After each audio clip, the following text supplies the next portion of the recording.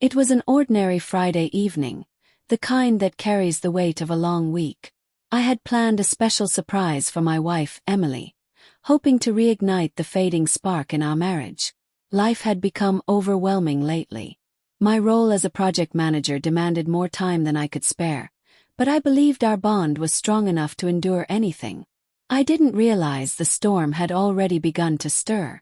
Leaving the office earlier than usual, I stopped to pick up Emily's favorite flowers and made reservations at the Italian place we used to love when we first started dating. Just thinking about her reaction made me smile as I drove home. But when I turned into our driveway, something felt off. There was a sleek black sedan parked outside. I knew that car too well. It belonged to Richard, my boss. A knot tightened in my stomach, but I tried to stay rational. Surely there had to be a good explanation.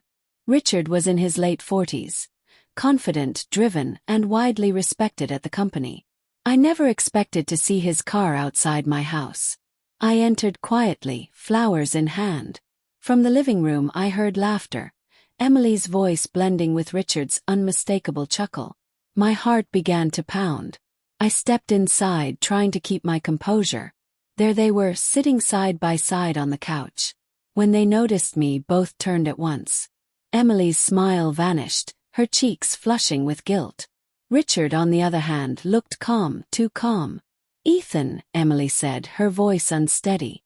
"You're home early." "Yes," I replied, my voice taut.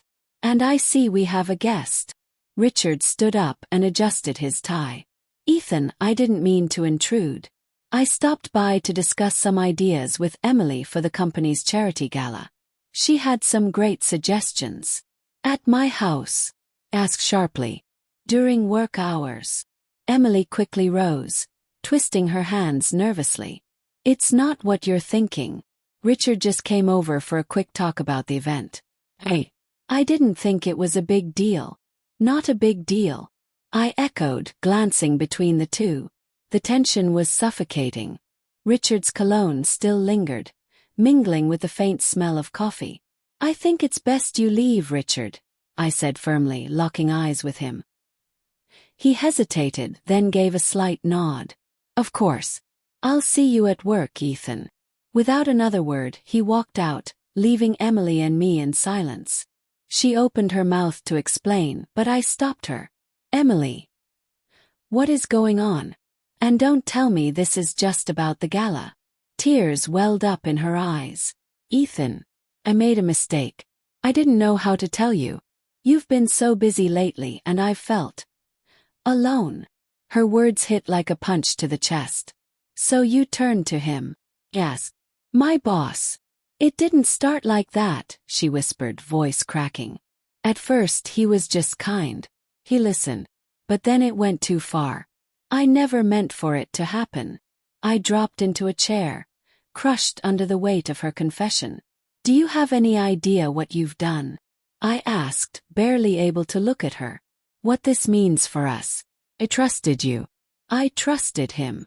She broke down, sobbing. But I couldn't bring myself to comfort her. I just stared at the floor, trying to comprehend the depth of the betrayal. We talked or argued for hours. She apologized over and over, said she wanted to fix things, begged me not to give up on us. But trust, once broken, is not easily repaired. That night I slept on the couch. Her words, the laughter I heard, and the sight of them together haunted me. In the following weeks, I tried to find clarity. I confronted Richard at work, demanding honesty. He admitted he crossed a line, but showed no real remorse. That sealed my decision to resign. Emily and I began therapy. It was rocky. I questioned if we were worth saving, rebuilding what we had felt like trying to reassemble shattered glass. But I needed to try, if only to be sure I gave everything I had. Months later, I sat across from her in our therapist's office. The wounds were still raw, but there was a faint trace of hope. Whether we'd survive this or not was still unknown. But one thing had become clear: betrayal doesn't have to define your future. It can, however, teach you the value of trust, boundaries, and knowing when it's time to walk away. Relationships take work, real work. Communication, honesty, and mutual respect are not optional. If something feels wrong, speak up, before it spirals into something beyond repair.